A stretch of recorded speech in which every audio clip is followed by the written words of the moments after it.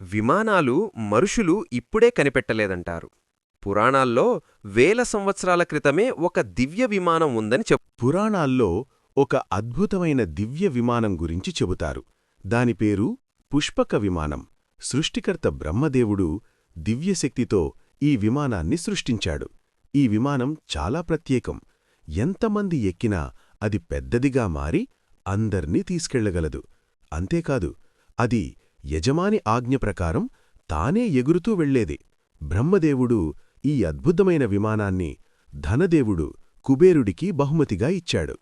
కాని ఒకరోజు లంకరాజు రావణుడు కుబేరుడిపై యుద్ధం చేసి ఆ పుష్పక విమానాన్ని తన దగ్గరకు తీసుకున్నాడు.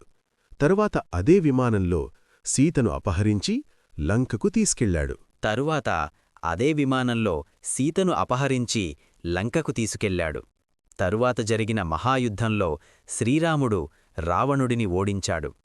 యుద్ధం ముగిసిన తరువాత శ్రీరాముడు, సీత, లక్ష్మణుడు అదే పుష్పక విమానంలో లంక నుండి అయోధ్యకు తిరిగి వచ్చారు. అయోధ్యకు వచ్చిన తరువాత ధర్మాన్ని పాటించే శ్రీరాముడు ఆ విమానాన్ని అసలు యజమాని అయిన కుబేరుడికి తిరిగి ఇచ్చాడు. అలా పుష్పక విమానం మళ్లీ తన అసలు యజమాని దగ్గరకు చేరింది. పురాణాల్లో చెప్పబడిన ఈ పుష్పక విమానం మనిషి ఊహాశక్తి ఎంత గొప్పదో చూపించే అద్భుత కథ.